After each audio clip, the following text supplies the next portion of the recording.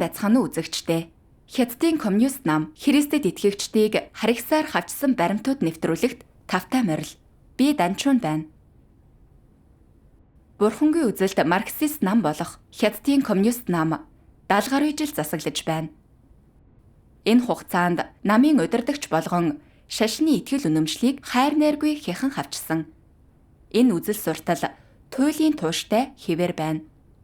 Тэд байнга харгас бодлого хэрэгжүүлж тоо томшгүй олон нууц бичиг баримт гаргадаг. Тэд төрийн аппаратыг уруулан ашигласнаар төв засгийн газрын шашны итгэл үнэмшлийг устгах бодлогыг хэрэгжүүлдэг. Энэ нь шашны олон сая итгэгчийг хятаж хавчхад хүргэсэн юм. Коммунизмыг үндэслэгч Карл Маркс Гегелийн эргэцэн философт хийсэн шүүмжтэй тодорхой хэлсэн байдаг. Шашны шүүмжлэл бол бүх шүүмжлэлийн урьдч нөхцөл мөн. Түүний үзэдгээр шашин бол дарлагдсан амьтны санаа алдалт, зүрхгүй ертөнцийн зүрх. Мөн сүнсгүй нөхцөл байдлын сүнс юм. Энэ бол ард түмнийг мансуурлагч хар тамхи. Тэр бас шашныг устгахыг дэмжиж байсан. Коммунист үзэл сурталын өв залгамжлагчийн хувьд Хятадын коммунист нам шашин ард түмний оюун санааг мэдээгүйжүүлдэг гэж үздэг.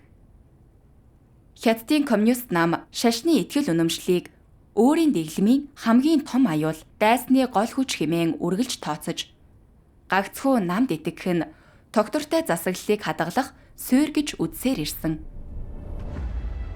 Тиймээс 1921 онд байгуулагдсанаасаа хойш Хятадын коммунист нам Христийн шашныг өрөндийн империализмын хэрэгсэл гэж үзэж байв.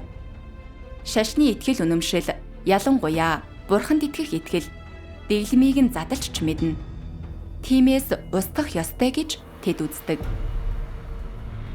Хятадыг шашингийн үзэлт бүс болгохын тулд Хятадын коммунист нам хүний эрхийг уландаа гიშгэж тэнглэлцэлгүйгээр аллах үйлдсэн. Энэ нь Хятадын өргөн уудам газар нутгийг ахин дахин цусанд дэвтээж улс орныг харанхуй гаслан давтуулж бурхны уур хилэн олон нийтийн дургуйцлыг төрүүлсэн. Хятадын коммунист намын харгислал цочирдон үйл явдлуудыг ар араас нь өрнүүлсэн юм.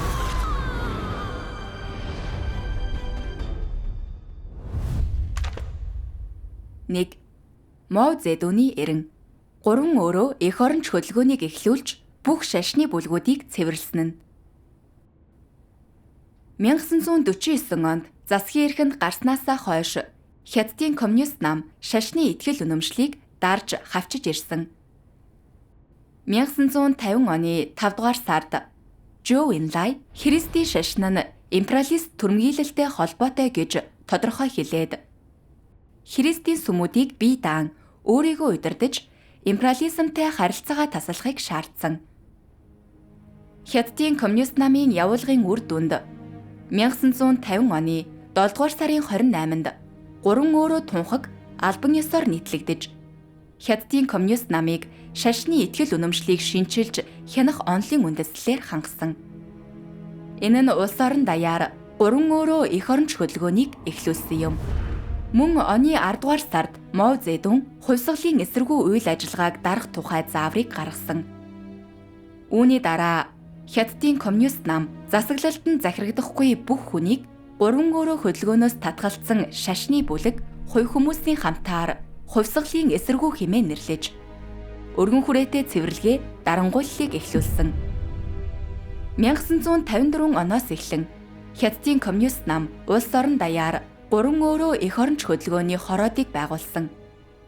Хятадын коммунист намын зорилго нь Хятадын цэцэглэн хөгжиж буй гэр сүмүүдийг коммунист намын удирдлага дор 3 өөрөө эх оронч сүмүүд болгон хувиргаж протестант, католик, зүүнний үнэн алдартны сүмүүдэд улс төрийн үнэмлэхүй хяналтыг тогтоох явдал байв.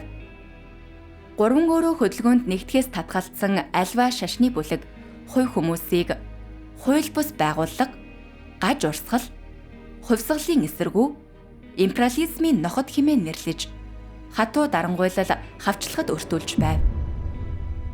1950-ад оны дундаас сүүл үед Watchman Nee, Wang Mindao, Yuan Shichen зэрэг Христийн чуулганы удирдагчдыг хувьсгалын эсэргүү хэмээн цоллож байв. Watchman Nee 20 жилийн ял авч суллагдахаасаа нэг өдрийн өмнө нас барсан. Wang Mindao Yuan Shinchan нарт бүх насаар нь 20 ял оноожээ. 1972 онд Хонконг Таймс сониноос гаргасан их газрын хятадын 156 сонин 57 сэтгүүлд үндэслэлсэн статистик мэдээллээр зөвхөн 1950-аас 1953 оны хооронд ойролцоогоор 60 мянган Христэд итгэгч шоронд хоригдож 1957-оос 1958 оны хооронд нийт 10,690 хүн ял сонссон байна. 1957-оос 1958 онд Хятадын коммунист намын засгийн газар баруунтны эсрэг компанид ажил эхлүүлж тоо томшгүй олон Христэд итгэгчийг баруунтан гэж цоллож тэдний 2230 гаруйг нь цаазалжээ. Ватиканы мэдээнд дурдсанаар 1951-ээс 1954 оны хооронд гадаадын бараг бүх католик номлогчдыг Хятадаас хөөсөн байна. Хятадын коммунист нам хувьсгалын эсэргүү нарыг дарах, хувьсгалын эсэргүү нарыг цэвэрлэх, баруунтны эсрэг компанид ажил зэрэг компанид ажлыг ашиглан шашны удирдагчид итгэгчдийг устгаж, эд хөрөнгийг нь хураан авч, шашны газруудыг хааж, гадаадын номлогчдыг хөөж, шашныг олон нийтэд оршин тогтнох орон зайгүй болгож байв. 1966-аас 1976 оны соёлын хувьсгалын үеэр шашны итгэл үнэмшил урьд өмнө байгаагүй дарангуйлалт улам ихээр өртсөн. Хятадын коммунист нам бүх шашны үйл ажиллагааг феодалын мухар сүсэг хувьсгалын эсэргүү үйлдэл гэж үзэж байв. Сүмүүдийг хааж, Библийг шатааж, итгэгчдийн эд хөрөнгийг хураан авч байв. Протестант болон католик номлолын үйл ажиллагааг хатуу дарж байлаа. Пастор тахилч нарыг олон нийтийн өмнө шүүмжилж, саатуулж, зодож байснаас гадна шоронд хорж, эрүүдэн шүүж, тэрч байтугай үхэлд хүргэж байв. Хүний эрхийн тухай Италийн Питер Винтер сэтгүүлийн нэгэн нийтлэлд дурдсанаар соёлын хувьсгалын үеэр Хятадын коммунист намын хяналтад байдаг төрийн зөвшөөрөлтэй 5 шашны бүлгийг оролцуулаад бүх шашны бүлэг байгууллагыг цэвэрлсэн байна.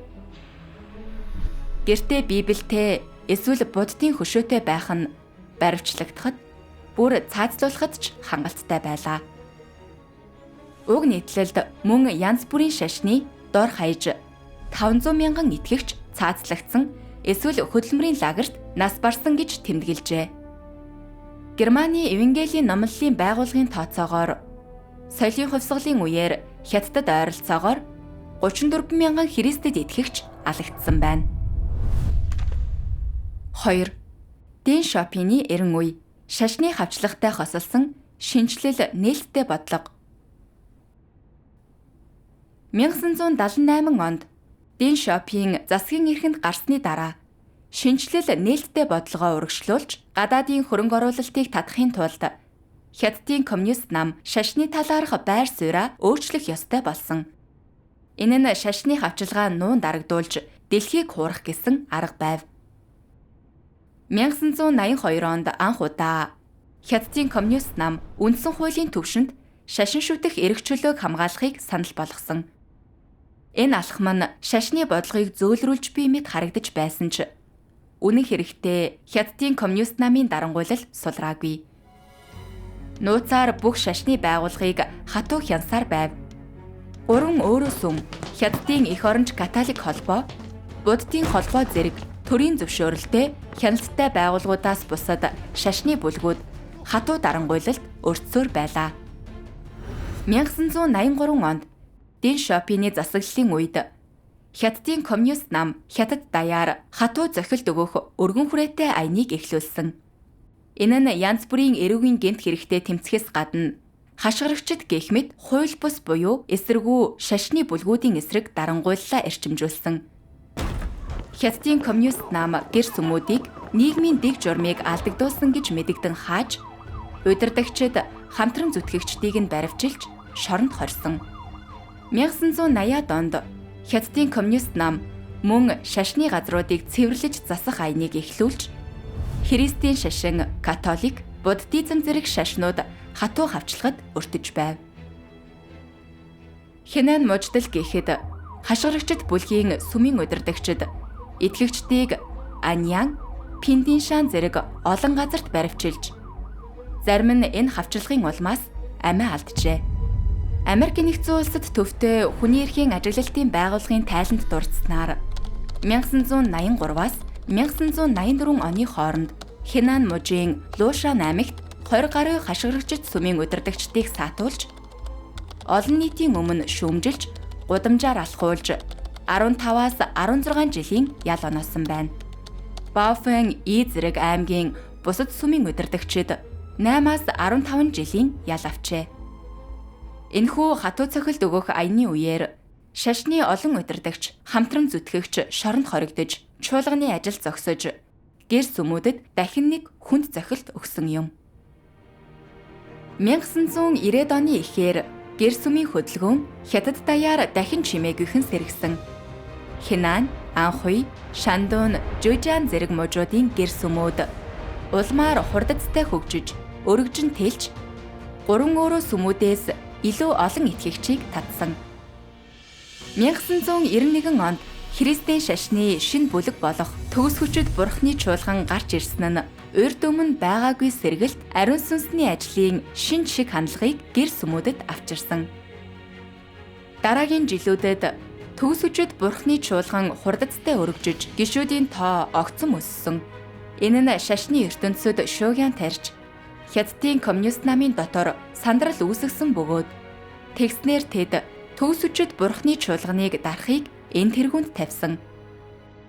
Бусад гэр сүмүүдтэй харьцуулахад ч төгс хүчит бурхны чуулган онцгой хатуу, харгас дарангуйлалд өртсөн. Эрх баригчид чуулганы захиргааны дээд удирдагчийг эрен сурвалжлах зарлал гаргаж асар их шан амласан. Олон чуулганы зааварлагч Христэд итгэгчдийг хууль бусаар саатуулж, шоронд хорж байв.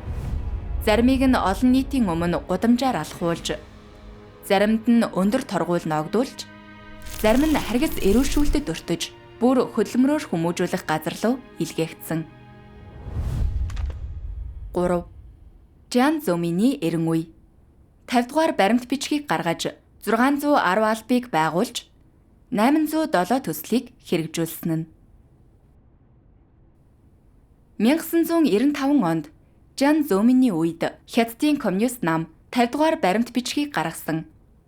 Энэ нь 3 өөрөө сүмд нэгтгэхээс татгалцсан шашны бүлгүүд буюу хашгирагчид, бодит бурхан, бүх хүрээний чуулган, тослогдсон хаан, ментүхий зэргийг гажуурсгал хэмээн цололсон. Үүний дараа энэ шашны бүлгүүд улам харгас дарангуйлалд өртсөн. Улс орон даяар цуглааны газруудыг нэгжиж, лацтаж, хааж, олон тооны шашны хүмүүсийг баривчилсан. Төгс хүчит бурхны чуулган ч үүнээс мултарсангүй. Олон газарт цуглааны газруудыг нэгжин сүйтгэж, лацтаж, чуулганы олон зааварлагч Христэд итгэгчийг баривчилсан. Заримыг нь олон нийтийн өмнө гудамжаар алхуулж, зарим нь харгас эрүүшүүлт, сэтгэл санааны тарчлалыг амссан. Чуулганы олон зааварлагчид урт хугацааны хорих ял оноосон. Тэд судлагдсныхаа дараа ч Хятадын коммунист намын хатуу хяналтад байсаар хувийн эрх чөлөөгүй байв. Жан Зомин засгийн эрхэнд гарсны дараа Хятадын коммунист намын дарангуйлал хавчлага улам ширүүссэн. 1999 онд Жан Зомин Минь гүрний үеийн муу нэрт тагнуулын байгууллага болох дорнын агуулгыг загвар болгон 610 албыг байгуулсан.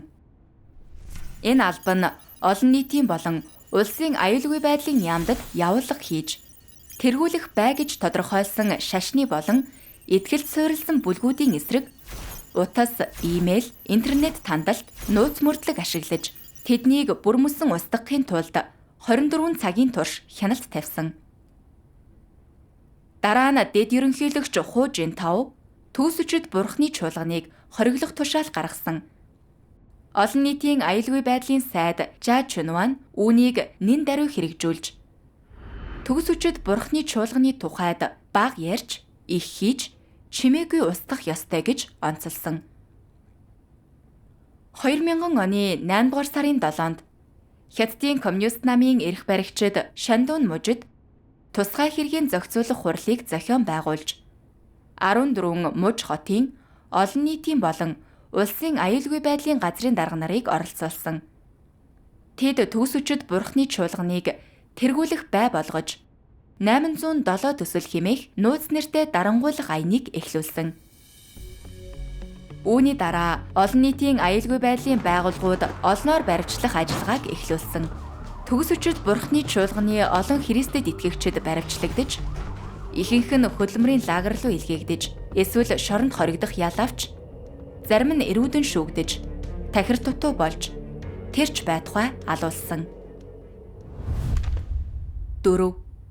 Ху Жинтаогийн эрен үе Жан Зомины шашны бодлогыг үргэлжлүүлж эрчимжүүлсэн нь 1.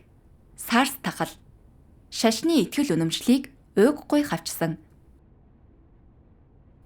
2003 онд Ху Жинтао албан тушаалд очсныхоо дараа гажуурсгалын эсрэг бодлогыг үргэлжлүүлж эрчимжүүлсэн.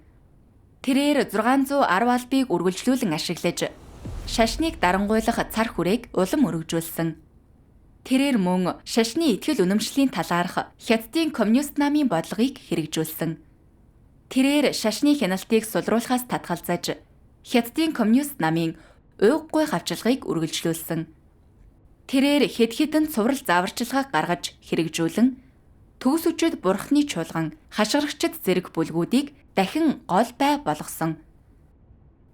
Тэр жил улс оронд сарс дэгдэж үндэстэн даяар сандралд автсан байв. Хүмүүс ямар ч тусламж авалгүйгээр тахлын улмаас зовж, хорой цээрт орох, тэрч байтугай үхэх аюулд өртөж байв. Гэсэн хэдий ч Хятадын коммунист нам Христийн сүмүүдийг хавчсаар байлаа. Олон нийтийн аюулгүй байдал, орон нутгийн ажилтнууд тосгоны дарга нарыг зохион байгуулж, айл өрхөөр явж, шалгалт хийж, мэдээлэл бүртгэж байв. Энэ нь мэдээлэл цуглуулах, цуглааны байршил, хүмүүсийг мөшгөх шалтгаан байсан юм. Тэд цагдаад бүртгэлтэй шашны хүмүүсийг чанд хянаж, баривчлахад бэлэн байв.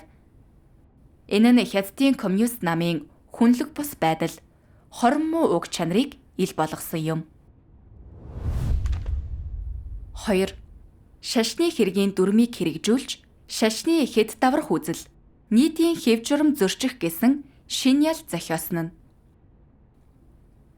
2005 онд шашин шүтэх эрх чөлөөг хамгаалах, бүх шашны бие даасан, өөрийгөө удирдах байдлыг хангах нэрийдлээр Хятадын коммунист нам шашны хэргийн дүрмийг боловсруулж хэрэгжүүлсэн.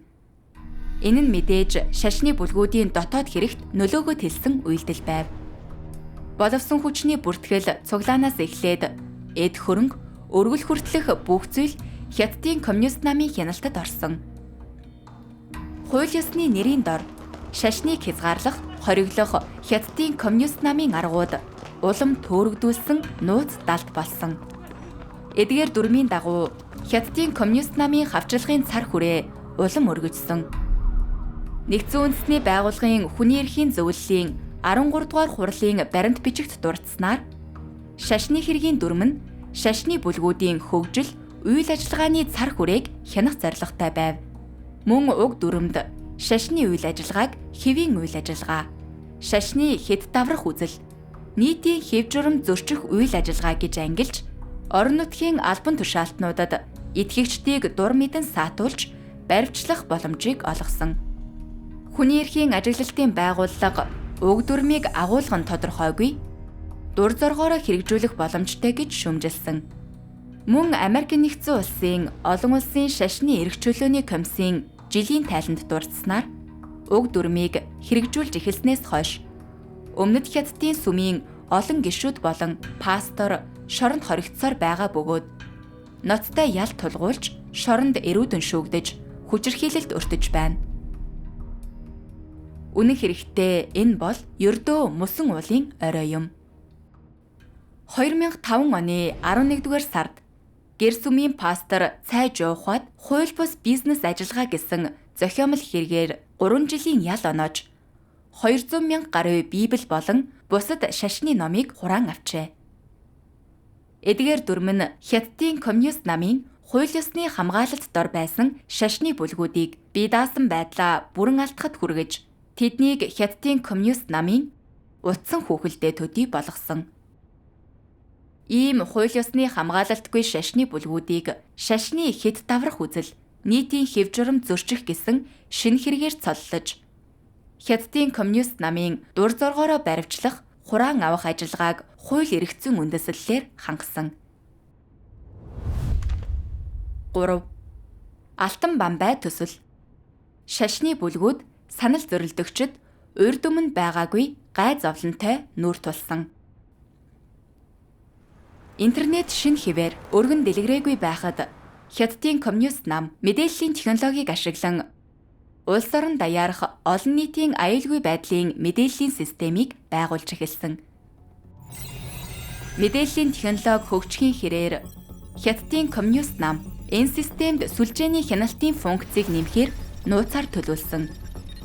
Эмзэг мэдээллийг барьж авч, цуглуулж хааснаар тэд шашны хүмүүс, өөр үзүүлэлтнүүд, эрхийн төлөө тэмцэгчдийг хянаж, дарангуйлах боломжтой болсон.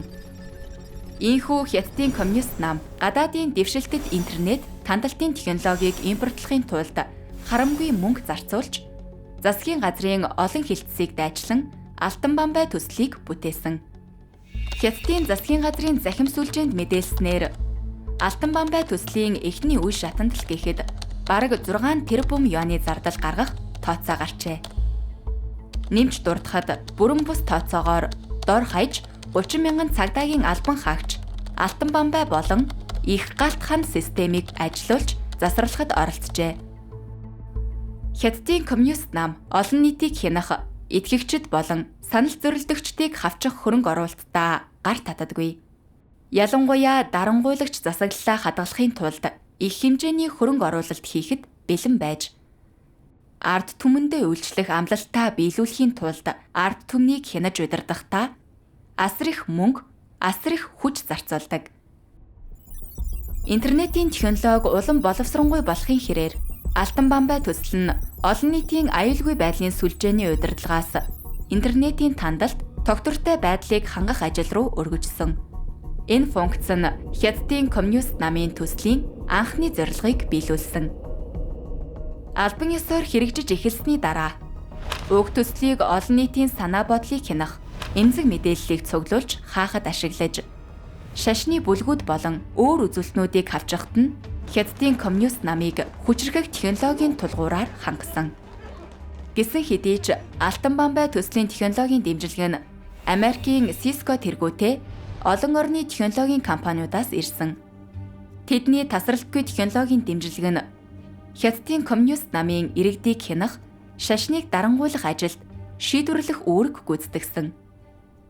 Энэхүү асар том улсын хэмжээний тандалтын систем нь бүх иргэдийн үндсэн мэдээллийг чанд хянаад зогсохгүй, шашны бүлгүүд болон дарангуйллын гол байнуудад тусгай файл үсгэж, урт хугацааны мөрдлөг, бодит цагийн хяналтыг хийх боломжийг олгодог. Энэ нь эрх баригчдын хяналт баривчлах ажиллагааг ихээхэн хөнгөвчлсөн. Хятадын коммунист намын алтан бамбай төсөл нь Хятад даяар зугтахын аргагүй тор татаж, бүх хүн амийг чөдгөрийн атгандаа чанга барьж байна. Энэхүү төслийг Ху Жинтао, Вэн Жаба нарын засаглалын үед хэрэгжүүлсэн. Хэдийгээр тэднийх утсан хүүхэлдэйн засгийн газар байсан ч алтан бамбай төсөл нь шашныг дарангуйлах ажлыг нь эрчимжүүлж, ариун их олз, олон тооны улс төрийн ололт амжилтад хүргэсэн. Бүрэн бус статистик мэдээгээр эрх баригчид алтан бамбай төслийг ашиглан гэр сүмүүдийг олон удаа дарангуйлсан. Баривчлагдсан пастор, чуулганы зааварлагч, Христэд итгэгчдийн тоо эрс нэмэгдэж, баривчилгааны цар хүрээ туйлын өргөн байв. Олон Христэд итгэгчийн эцэг эх, үр хүүхэд, хамаатан садан, найз нөхдөгч татан оролцуулсан. Энэ бүхэн нь олон тооны гэр сүмийг бүрэн устгахад хүргэсэн. Хэдэн 10 мянган өөр үзэлтэн, шашны итгэгчид, идэвхтэй интернет хэрэглэгчид интернетийн тандалтын улмаас цайн дурагдж, эсвэл шоронгийн хоол амсаж, зарим нь бүр урт хугацааны хоолны тасалбар авч байв. Үг хэлснийг гэмт хэрэгт тооцох нь Хятад онцлогтой социализмын хэм хэмжээ болсон. Эрх баригчид бас хөлийн чанд дахь шашны хүмүүс санал зорилтөгчдийн хөдөлгөөнийг шууд бусаар мөшгөж, хятад дахь хамаатан садных нь интернет хэрэглээ харилцаа холбоог тагнаж дараа нь сүрдүүлдэг. Үүний зэрэгцээ тэд интернет троллууд хуурамч хаяг ашиглан гадны нийгмийн сүлжээний платформ дээр шашны бүлгүүд санал зорилтөгчд рүү дайрдаг. Мэдээлэл цуглуулахад хүндрэлтэй байдгаас шалтгаалan бидэнд одоогоор байгаа тодорхой мэдээлэл нь Хятадын коммунист нам төгс үчид бурхны чуулганыг дарангуйлж гишүүдийг нь баривчилснаар хязгаарлагдаж байна. Алтан бамбай төслийн тусламжийн ачаар Ху Вэн нарын засаглалын үед олон тооны томоохон баривчилгаа явагдсан.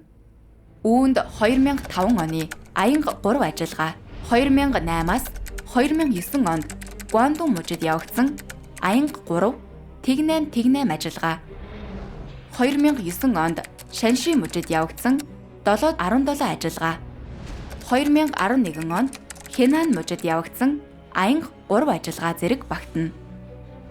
Бүрэн бус статистик мэдээгээр зөвхөн 2011-ээс 2013 оны хооронд төгс үчид бурхны чуулганы дор хаяж 111,740 гишүүнийг хүчээр торгож, эсвэл мөнгийг нь дээрэмдэж, 35,330 гишүүний гэр орныг нь нэгжин сүйтгэж, дор хаяж 380,000 гишүүнийг баривчилж, эсвэл хууль бусаар саатуулж, 43,640 гишүүнийг харигсаар эрүүдэн шүүсэн. Төгс үчид бурхны чуулганы дор хаяж 10 Христэд итгэгч эрүүдэн шүүгдэж нас барсан ч албаны хүмүүс энэ хүмүүсийг зүрхний өвчин, амиа хорлолт, хорд хавдар, шизофрен өвчнөөр нас барсан гэж олон нийтэд мэдэгдсэн. Хятадын коммунист нам Алтан бамбай төслийг шашныг хавчих, санал зорилтөгчдийг дарангуйлах үхлийн зэвсэг болгон амжилттай хувиргасан. Энэ нь Хятадын коммунист намын дарангуйлагч засаглалыг тэтгэж, дарангуйллынх нь амин судас болсон. Энэ нь иргэдийн хүний үндсэн эрхийг зөрчөөд зогсохгүй, шашны бүлгүүд болон өөр үзүүлэлтнүүдэд урьд өмнө байгаагүй гамшигыг авчирсан.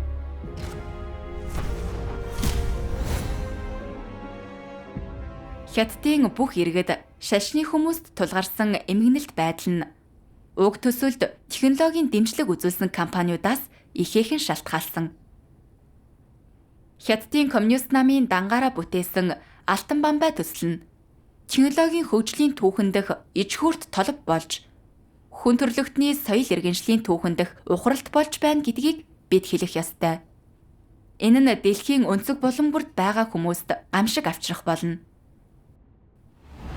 Дэн Шопины эрэнд тогтвортой байдал бүхнээс дээгүр гэдэг нь Хятадын коммунист намын зарчим байв. Иймээс Хятадын коммунист намын улс орны нийт ажилд тогтвортой байдлыг хангах нь үргэлж улс төр, хууль зүйн хороо болон олон нийтийн аюулгүй байдлын системийнх нь энэ тэргүүний зорилт байсаар ирсэн. Олон нийтийн мэдээллээс харахад 2011 онд Хятадын тогтвортой байдлыг хадгалахад зарцуулсан хөрөнгө цэргийн төсвөөсөө давсан. Хятадын коммунист намын дотоод хяналт, тэр дундаа шашны хэргийн хяналтад оруулсан хөрөнгө нь улсын аюулгүй байдал, нийгмийн халамж, нийтийн үйлчилгээнд зарцуулсан хөрөнгөөс хамаагүй их байдаг. Шашны хэрэг нь нийгмийн засаглалд онцгой ач холбогдолтой тул Хятадын коммунист нам үүнийг засаглалынх нь чухал бүрэлдэхүүн хэсэг гэж үздэг. Энэ зорилгоор Хятадын коммунист нам шашныг хянах, дарангуйлах, хориглохыг, тогтвортой байдлыг хангах, улс орныг удирдах ажлынхаа гол хэсэг болгосон. 5. Ши Жинпиний эрен үе. Ши Жинпиний хятад мөрөөдөл. 2012 онд ард түмний сайхан амьдралын төлөөх хүсэл тэмүүлэл бол бидний тэмцлийн зорилго юм гэсэн урайг тунхагласнаар Ши Жинпин засгийн эрхэнд гарсан. Хятад мөрөөдлөө тээсэн Ши Жинпин эхлээд Фүнчиогийн туршлага, хамтын шийтгэл зэрэг Маогийн үеийн хяналтын бодлогыг сэргээж боловсронгуй болгож, эдгээрийг шашны бүлгүүд санал зорилтөгчдийг хянаж шинжлэх гол үзэл сурталаа болгон ашигласан.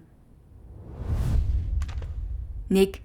Маогийн үеийн Фүнчиогийн туршлага болон хамтын шийтгэлийн бодлогыг сэргээж боловсронгуй болгосон нь. Фүнчиогийн туршлагын гол цөм нь хүмүүсийг хооронд нь тэмцэлдүүлж, бие биенээ хянаж мэдээлэхэд өдөөн түрхэрч, олон нийтийг ашиглан нийгмийн гүнзгий хяналтад хүрэх явдал юм. Фүнчиогийн туршлагыг хэрэгжүүлэхийн тулд Хятадын орон нутгийн засгийн газрууд мэдээлэгчдэд шагнал амласан олон нийтийн мэдээллийг гаргадаг. Гажуурсгалын эсрэг аяны нэрийн дор тэд олон нийтэд бие биеэ мэдээллийг уриалж, ялангуяа төгс үчид бурханд итгэдэг Христэд итгэгчдийг хатуу хяналтад авахыг зорьдог. Үнэн зөв мэдээлэл өгсөн тохиолдолд 200-аас 10,000 юаны шагнал өгдөг. Чухал сэжүүр өгвөл үүнээс ч илүү их шагнал амладаг. Ийм хүмүүсийг мэдсээр байж мэдээлэлгүй намын гишүүдэд тэнсэн харгалзах, албан тушаал бууруулах, эсвэл ажлаас түтгүүлзүүлэх шийтгэл ногдуулдаг. Төгс үчид бурханд итгэгч гэдгийг нь мэдсээр байж мэдээллээгүй, үйл ажиллагаа явуулах байраар хангасан, бусдыг элсэгтэн зуучилсан жирийн иргэдийг саатуулж эсвэл эрүүгийн хариуцлага хүлээлгдэг. Үүнээс гадна Хятадын коммунист нам Хятадын уламжлалт 5 айлын хамтарсан хамгаалалтын системийг өнөөдрийн сүлжээний удирдлагын систем болгон хувиргаж, хот хөдөөгийн аль алинд нь хэрэгжүүлсэн. Орон нутаг тосгон бүрийг хэд хэдэн сүлжээнд хувааж, сүлжээ бүрийн оршин суугчдыг сүлжээний удирдагч хяндаг. Сүлжээний удирдагчид сард ядаж нэг удаа өөрийн сүлжээн дэх гол хүмүүс байршлуудад очих шаардлагатай. Улиралд нэг удаа бүх айл өрх газруудад эргүүл хийх ёстой бөгөөд шашны итгэгчид болон өргөдөл гомдол гаргагчдыг хянахад онцгой анхаардаг. Сүлжээний удирдагчдыг утсандаа тусгай гар утасны аппликейшн суулгахыг албаддаг. Энэхүү аппликейшны жинхэнэ зорилго нь сүлжээний удирдагчдыг эрх баригчдын бүрэн хяналтад байлгах явдал юм. Тэд ямар ч үед тушаал авч мэдээлэл дамжуулахад бэлэн байх ёстой. Оршин суугчдын хийсэн сэжигтэй хөдөлгөөн бүрийг, ялангуяа шашны итгэл үнэмшилтэй холбоотой аливаа үйл ажиллагааг нэн даруй дүрсжүүлж, засгийн газарт баталгаатай мэдээлдэг. Сүлжээн дотор ямар нэгэн ёр бусын үйл ажиллагаа явагдсан даруйд Хятадын коммунист нам тэр дор нь мэдэж, баривчилгаа явуулж, бүх болцошгүй аюулыг биелэхээс өмнө устгадаг. Хятадын коммунист намын эрх баригчид мөн хамтын шитгэлийн бодлогыг хэрэгжүүлдэг. Хятадын коммунист нам Христэд итгэгчдийн гэр бүлийн гишүүдийг дарамталж сүрдүүлдэг. Бага сургуулиудад тэд бүр сурагчдын гэр бүлд шашны итгэл үнэмшилтэй хүн байгаа эсхийг судлахын тулд асуулгын хуудас хүртэл ашигладаг. Жишээлбэл сурагчдаас хүн хаанаас үүссэн бэ гэж асуудаг. Хүн сармагчнаас хувьссан эсвэл хүнийг бурхан бүтээсэн гэж хариулах эсхээс нь шалтгаалж, эрх баригчид тухайн сурагчийн гэр бүлд бурханд итгэдэг хүн байгаа эсхийг тодорхойлдог. Сурагчийн гэрт итгэгч хүн байгаа нь тогтоогдсон даруйд Хятадын коммунист намын цагдаа нар хурдан шалгаж, хяналтад авч, зарим тохиолдолд бүр гэрээс нь шууд баривчилдаг. Сургуулиудад Христэд итгэгчдийн хүүхдүүдийг ялгуурлан гадуурхах нь түгээмэл байдаг. Сургуулийн удирдлагууд эцэг эх нь төгс үчид бурханд итгэдэг гэдгийг мэдсэн даруйдаа тухайн сурагчийг байцааж, эцэг эхийг нь итгэлээс нь татгалзуулахаар шахаж шаарддаг. Эрх баригчид мөн Христэд итгэгчид тэдний гэр бүлийн гишүүд 3 үеийн үр удмыг нь их сургуулийн эсэлтийн шалгалт өгөх, зэргийн алба хаах, төрийн албанд орохыг хоригддог. Энэ нь эртний Хятадын 9 үеийг нь устгах практиктэй дүйцэхүйц бодлого юм. 2. Олон нийтийн санаа бодолд нөлөөлж, нийтийн дайсан бий болгохын тулд Жойоны хэргийг зохиосон нь. Хятадын коммунист нам нийгмийн бүх салбарыг ашиглан Христэд итгэгчид, санал зөрөлдөгчдийг хянаж, айдас хардлагаар дүүрэн дарамт ихтэй орчныг бий болгодог. Хятад улс амьд там болсон. Гэсэн хэдий ч Ши Жинпин өмнөх удирдагчдийнхаа шашныг дарангуйлах арга барилыг хэтэрхий хуучинсаг, зөөлөн шашны итгэл үнэмшлийг бүрэн устгах зорилгод хүрч чадаагүй гэж үзсээр байв. Тиймээс засгийн эрхэнд гарсныхаа дараа Ши Жинпин Хятадын коммунист намын шашны талаарх удаан хугацааны зөөлөн аргыг орхихоор шийдэж, шашныг төмөр нударгаар цохино гэж андгаалсан. 2014 оны 5 дугаар сарын 28-нд Хятадын коммунист нам Шандууны Жойоны хэргийг төлөвлөж зохиосон. Хэрэг гарснаас хойш 3 хоногийн дараа ямар ч шүүх хурал ялын тогтоолгүйгээр Хятадын коммунист нам уг хэргийг яаран олон нийтэд зарлаж төгс үчид бурхны чуулганыг гүтгэж ялалсан. Хятадын коммунист нам Хятадын төв телевизийн шууд мэдээ, анхаарлын төвд Дорны тэнгэрийн хаяа зэрэг шилдэг нэвтрүүлгүүд, мөн ардын өдрийн сонин, Гуаммийн өдрийн сонин зэрэг томоохон сонинууд, Шинхуа нет, Хуанчу Цэгком, CCTV Цэгком зэрэг намын хэвлэл мэдээллийн хэрэгслийг ашиглан Жойоны хэргийг дуйлаантайгаар сурталчилж мэдээлсэн. Хятадын коммунист намын хяналтад байдаг Сина, Соху зэрэг арилжааны веб портлууд, орон нутгийн янз бүрийн сонин радио станцууд ч хурдан дагсан. Нэг л агшинд их газрын хятад даяар хэвлэл мэдээллийн дийлдэшгүй дайралт өрнсөн. Хачирхалтай нь Их Британий нэр хүндтэй BBC агентлаг хүртэл энэ шиг хандлагыг дагсан. Хэргийн бодит байдлыг ойлголгүйгээр Хятадын коммунист намын хэвлэл мэдээллийг сохроор даган дуурайж, эцэст нь энэ удаад Хятадын коммунист намын хэвлэлийн төлөөлөгч болж хувирсан. Хятадын коммунист намын томоохон хэвлэл мэдээллийн хэрэгслүүд бөөгнөрөн овоорч, ийм жирийн эрүүгийн хэргийг сүр дуйлаантайгаар мэдээлсэн нь гайхмаар. Цаашилбал мэдээллүүд бүгд Европ улсын хурдтай, өөсөвгүй зохицуулалттай, ижил өнгө аястай байсан. Хэвлэл мэдээллийн хандлага гаргасан дүгнэлтүүд нь хүртэл гайхалтай нийцэж байв. Хятадын коммунист намын бодлого түүний ердийн арга барил, горимыг мэддэг хүмүүс энэ сурвалжилгаас аль хэдийн цусны үнэр авч байв. Эхлээд ялал, дараа нь гүтэг. Эхлээд эрч хүчээ ав, дараа нь дар. Энэ нь санал зорилтөгчдийг гүтгэж улс төрийн дайснууд руугаа дайрдаг Хятадын коммунист намын сонгодог тактик биш гэж үү? Хятадын коммунист нам дахин нэг соёлын хувьсгал эхлүүлж байна уу? Энэ удаад хэн олон нийтийн шүүмжлэлт өртөх вэ?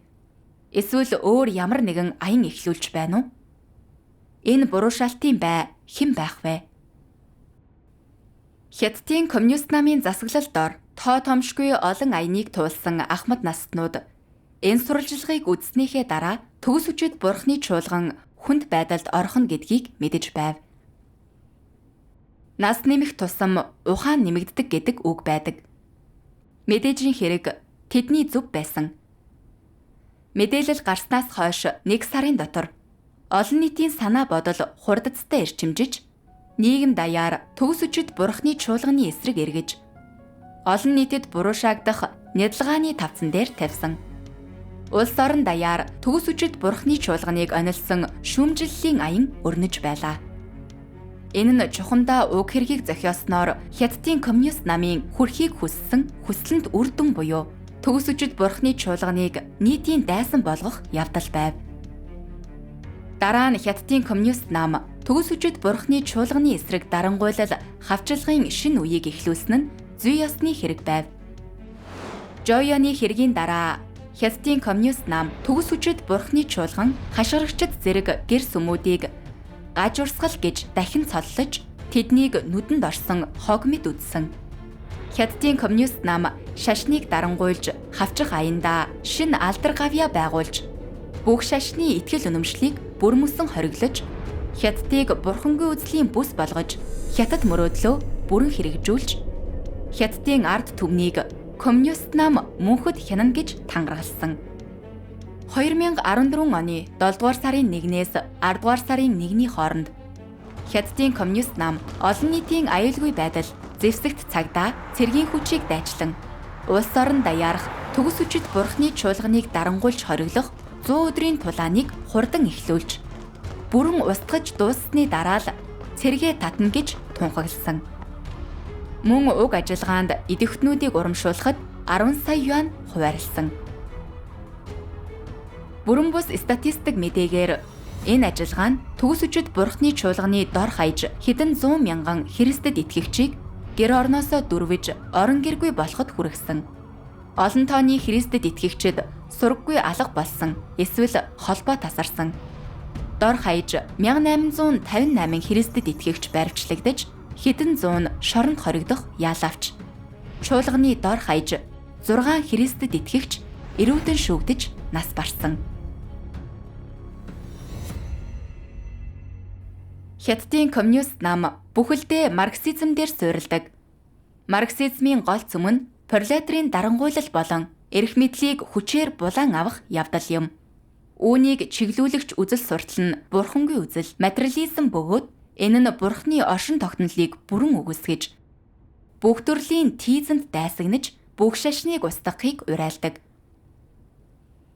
Бүгд найрамдах Хятад ард улс байгуулагдсанаас хойш Хятадын коммунист нам бурхангүй үзэлт боловсролыг эрчимтэй сурталчилж, шашны итгэл үнэмшлийг харгасаар дарангуйлж, хориглож, үүнийг засаглалаа хадгалж үргэлжлүүлэх гол хэрэгслийн нэг болгон ашиглаж ирсэн. Засгийн эрхэнд гарснаасаа хойш Хятадын коммунист нам марксист үзэл сурталыг тууштай хэрэгжүүлж, марксист замыг баримталсаар ирсэн. Тэд марксист бурхангүй үзлээр удирдуулан шашныг дарангуйлахаа хизээж болоогүй бөгөөд улмал улайрсан. Тоо томшгүй олон Христэд итгэгчдийн амнаас Хятадын коммунист намын чөтгөрийн савар дор сүйтгэгдсэн. Христэд итгэгчдийг баривчлах Хятадын коммунист намын тушаал нь чөтгөрүүдийн балмад архираа мэд, цагдаагийн машины дуут дохион үхэгсдийн орноос ирэх тарчилсан улаан мэд, хүмүүсийг эцэс төгсүүлгүй үхлийн айдаст автуулдаг. Өнөөдрийн нэвтрүүлэг ингээд өндөрлөж байна. Үнэн дарагдахгүй. Итгэл үнэмшил устгагдахгүй. Дараагийн удаа бид Хятадын коммунист намын Христэд итгэгчдийг хавчсан гэмт хэргийн түүхийг үргэлжлүүлэн ил болгож, хавчилгад өртсөн Христэд итгэгчдийн цус нулимсанд дэвтсэн түүхийг мөшгөх болно. Энэ дугаарыг үзсэнд баярлалаа. Шинэ эрен үе болон Хятадын коммунист нам Христэд итгэгчдийг харгасаар хавчсан баримтууд нэвтрүүлэгт анхаарлаа хандуулаарай. Дараагийн дугаараар уулзацгаая.